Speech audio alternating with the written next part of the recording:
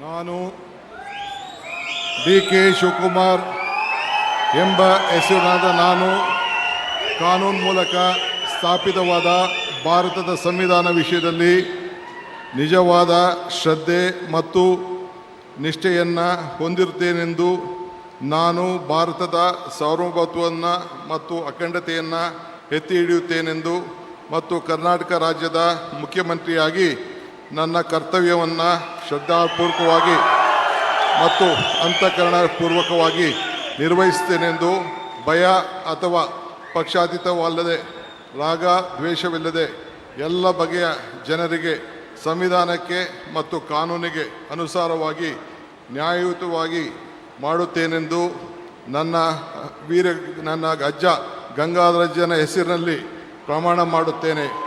ಶ್ರದ್ಧಾಪೂರ್ವಕವಾಗಿ ಪ್ರತಿಜ್ಞೆಯನ್ನು ಮಾಡುತ್ತೇನೆ.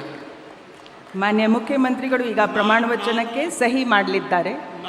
ನಾನು ಡಿ.ಕೆ. ಶಿವಕುಮಾರ್ ಎಂಬ ಹೆಸರಾದ ನಾನು ಕರ್ನಾಟಕ ರಾಜ್ಯದ ಮುಖ್ಯಮಂತ್ರಿಯಾಗಿ ನನ್ನ ಪರ್ಯಾಲೋಚನೆಗೆ ತರಲಾಗುವ ಅಥವಾ ನನಗೆ ತಿಳಿಯದೇ ಬರುವ ಯಾವುದೇ ವಿಷಯವನ್ನು ರಾಜ್ಯದ ಮುಖ್ಯಮಂತ್ರಿಯಾಗಿ ನನ್ನ ಕರ್ತವ್ಯವನ್ನು ಮುಕ್ತ ನಿರ್ವಹಣೆ ಅಗತ್ಯವಾಗುವುದೆಂದು ಸಂದರ್ಭದಲ್ಲಿ ಅಲ್ಲದೆ ಅನಾತ್ಯ ಯಾರೇ ವ್ಯಕ್ತಿಗೆ ಅಥವಾ ವ್ಯಕ್ತಿಗಳಿಗೆ ಪ್ರತ್ಯೇಕವಾಗಿ ಅಥವಾ ಪರೋಕ್ಷವಾಗಿ ತಿಳಿಸುವುದಿಲ್ಲ ಅಥವಾ ಬಹಿರಂಗಪಡಿಸುವುದಿಲ್ಲ ಎಂದು ನನ್ನ ಅಜ್ಜನ ವೀರ ಗಂಗಾಧರ ಅಜ್ಜರ ಹೆಸರಿನಲ್ಲಿ ಪ್ರಮಾಣ ಮಾಡುತ್ತೇನೆ. ಶ್ರದ್ಧಾಪೂರ್ವಕವಾಗಿ ಪ್ರತಿಜ್ಞೆಯನ್ನು ಮಾಡುತ್ತೇನೆ.